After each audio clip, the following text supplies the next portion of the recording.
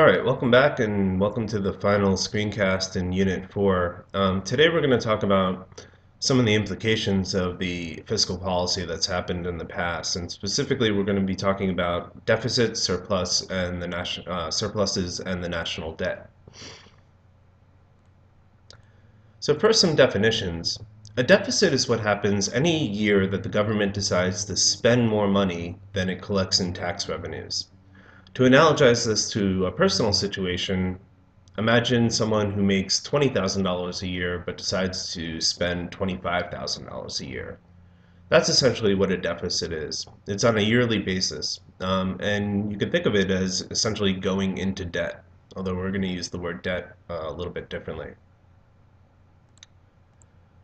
On the flip side, a surplus is what happens when the government decides to spend less than it takes in tax revenues. Again, to analogize to a person, imagine you earn $30,000 a year, but you only spend $25,000 a year. You're going to start saving up money, and we call that accumulated savings a surplus.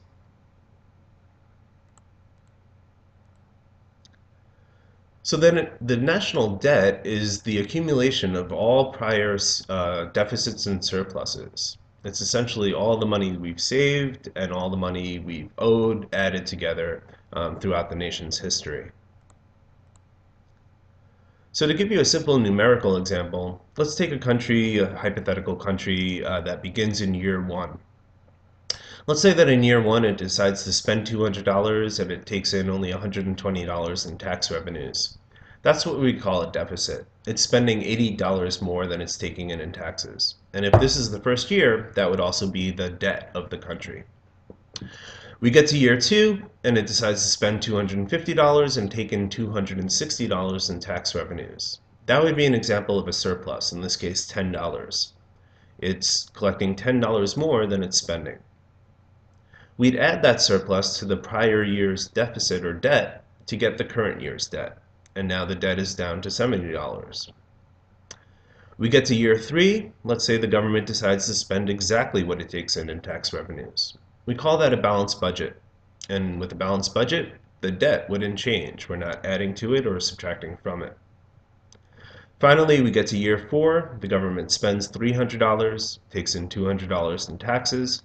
That again would be a deficit, yearly deficit of $100 for that year, and that would add to the debt. Another $100 in debt means the debt would now be up to $170. Now to look at what the actual debts, deficits, and non-existent surpluses are, I'm going to show you a website. It's called the U.S. Debt Clock. I'm going to provide a link to it on my website so you can check it out. Now a little warning, this is scary stuff, and you'll see why. Okay, so here's the US debt clock, and I want you to focus on the upper left-hand portion of the screen, specifically where it says US national debt. That is what our debt is right now, $15.5 trillion. That'll change as time goes on, and if you're watching the screencast in the future, the number will go up. Now, to put that in perspective, if we wanted to pay down our debt, pay it off, what we owe, it would cost roughly $50,000 per citizen to do that. Now it gets even scarier than that because not every citizen is a taxpayer. Babies don't pay taxes. So if we just wanted to divide that out among all the taxpayers in the country, as of right now, it would cost $137,000 roughly for each taxpayer to come up with that amount of money to pay off the debt. And you can kind of see from the screen why it is we have such a large debt. Compare spending in this year to tax revenues in this year. If you look on the left side of the screen, right under where it says U.S. national debt, it says U.S. federal spending. U.S. federal spending this year is about $3.5 trillion. Moving over to the right in the little green numbers where it says U.S. federal tax revenue, that's how much money we're collecting in taxes this year, $2.27 trillion. So if you compare those two, you get the deficit for this year. And the deficit for this year, as you can see from the screen, is $1.3 trillion. So that's how much we're going to be adding to the debt just this year. Again, if you stare at the numbers long enough, you just start to cry.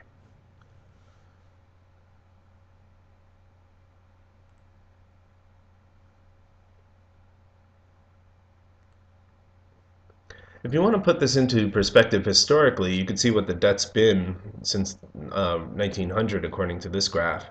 And you can see that it really started to explode in the 1980s. In the 1980s, one of the things that happened is Ronald Reagan spent a lot of money on the defense department. He cut people's taxes.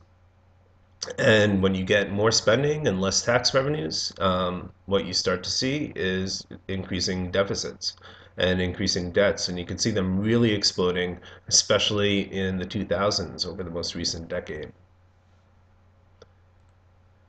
Now, it gets a little bit less scary when you don't look at the absolute size of the debt, but instead when you compare it to GDP, when you look at it as a percentage of GDP. And again, to kind of analogize this to a personal situation, imagine you make $10,000 a year at your job, but imagine that you owe on your credit card $5,000. Well, that's pretty scary. I mean, that would mean that you'd have to work half a year to pay off your debt. Take another person who's making $1 million a year and maybe even has a larger debt. Let's say they owe $20,000. Even though the debt is larger for that person, it's a lot less scary. It's so much smaller a percentage of their income that they could pay it off a lot faster. Well, that's what this chart kind of shows. What the debt is as a percentage of our GDP, as a percentage of our national income, and our ability to pay that debt off. So you can see that the numbers are still pretty scary. If you go to the very right of the graph, you'll see that we're close to 100%.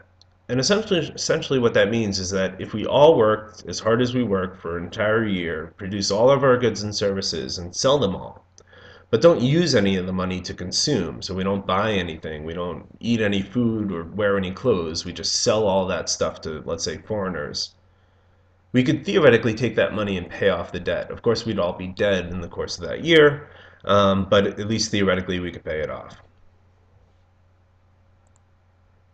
Now, there are three budget philosophies in terms of deficits and debts, and these kind of go along depending on how fiscally conservative you are. The first philosophy is called the annually balanced budget. And these are people who do not like deficits and do not like debts. These are people who want the government to live within its means. And what an annually balanced budget would mean would be to have the government spend whatever it takes in taxes for a given year, but no more. So if the government collects $400 in taxes, that's what the government would be allowed to spend. The nice thing about that is that we wouldn't have deficits or debts. The problem with that is that it's basically the end of fiscal policy, right? With fiscal policy, if we have a recession, we need to increase government spending without increasing taxes, or we need to cut taxes without cutting government spending. So this is basically the end of Keynesian economics, the end of fiscal policy, which lots of people would actually be okay with. Conservative free market economists might actually be okay with this.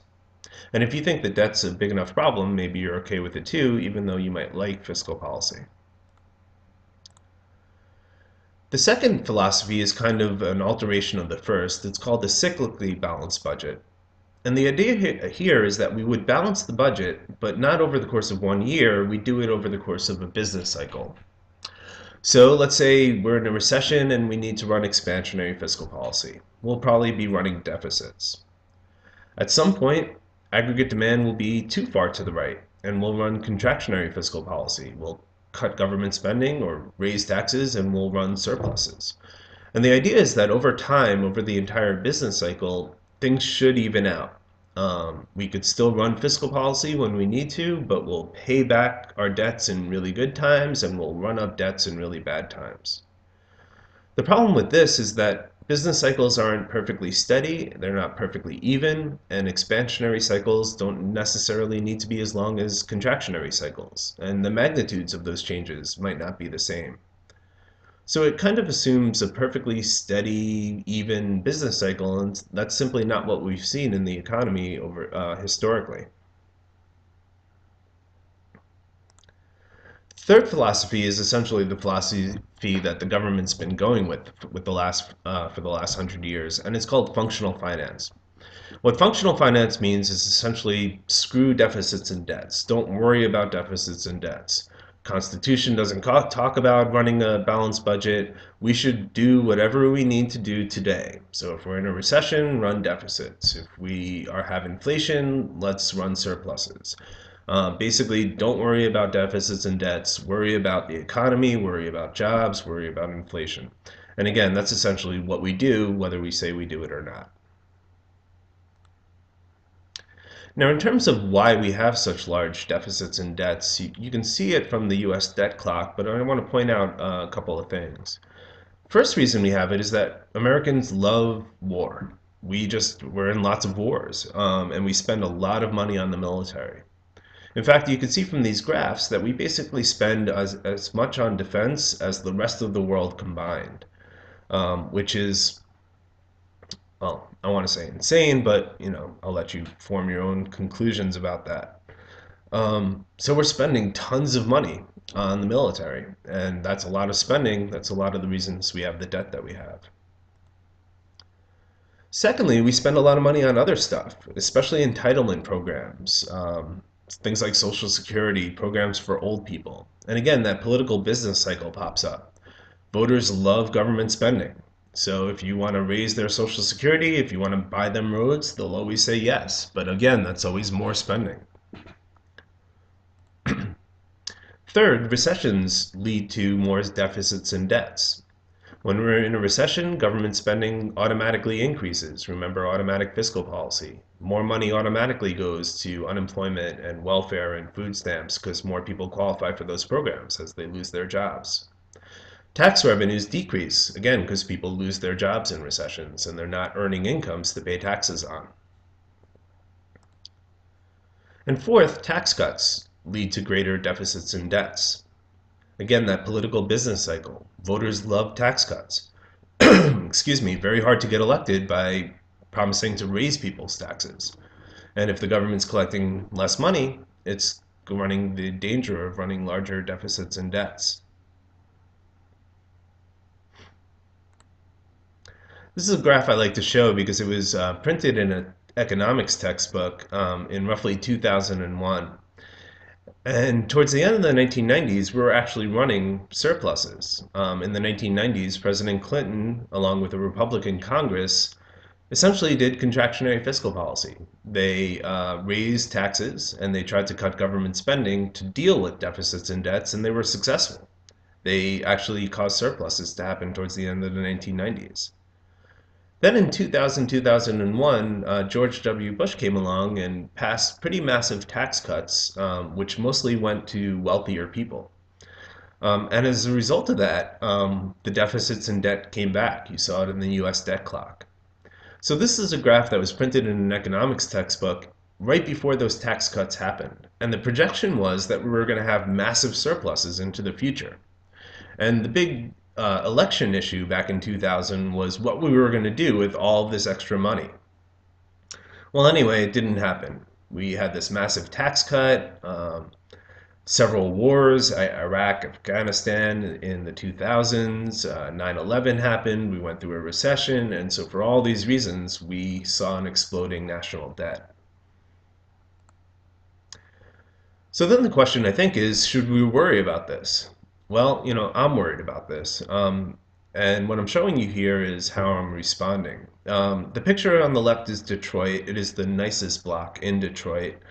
And if you go underneath that burned out car, that's where I've begun to build my bomb slash fallout slash post-apocalypse shelter for the day that all these people that we owe money to comes and we don't have the money to pay them.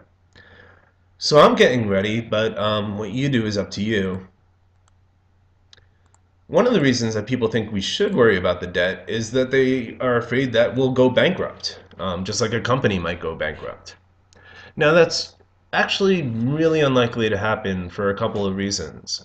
First off, the US has been fortunate enough to be able to refinance the debt, which essentially means that when our bills come due and we have to pay people back, what we've done is gone out and borrowed money from other people. And the world doesn't seem to be at the end of its willingness to lend us money. Now, that day might come that the world is not willing to lend us money anymore. And when that day comes, it will be more of a problem.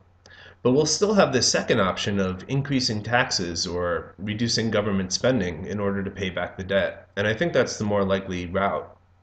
especially for you guys. I think you guys can expect over the course of your lifetimes tax rates to go up and government spending to go down because we've already run up such a large debt. Sorry about that. Second problem is the crowding out effect that we saw in the last screencast. All this government borrowing crowds out, elbows out businesses and consumers that want to borrow money and spend money. And that is a problem. That's probably less economic growth if all these businesses aren't making investments in factories and new jobs that they could be making if the government weren't borrowing the money and driving interest rates up. And those interest charges on the debt are actually a problem too. I want to take you back to that US debt clock. And if you look again on the left-hand side, um, where it says largest budget items, there you can see all the spending that's gone on and some of the things I've talked about. Medicare, we spend $800 billion on this year. That's basically medical care for old people and poor people. Social Security, another 700 billion for basically old people. There's how much we spend on defense and wars, 700 billion, and that doesn't even include all the spending we do for nuclear missiles and all sorts of stuff. And underneath that, you can see it says net interest on the debt, $226 billion.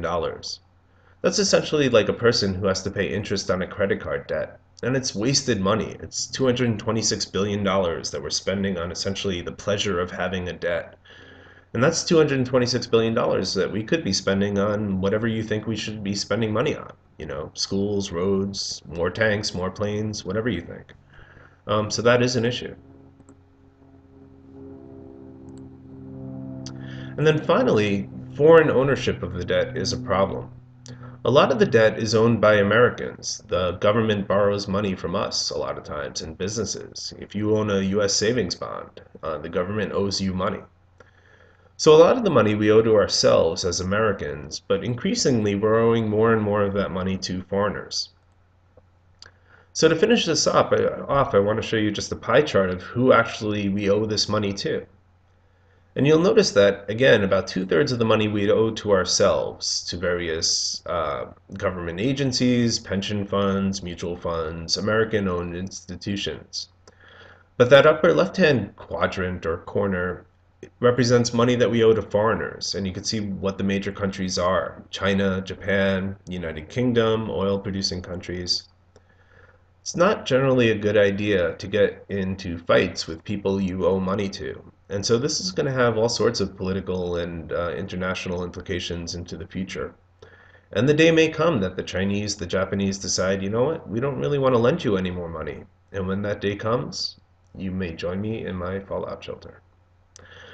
All right, that wraps up this unit. I will see you next time. This is a very unusual sight. A sloth in a hurry. It wants to defecate, and the only place it's happy doing that, oddly enough, is down on the ground. It only does it about once a week. But why does it come down to the ground to do it? And why does it nearly always choose to do so in exactly the same place?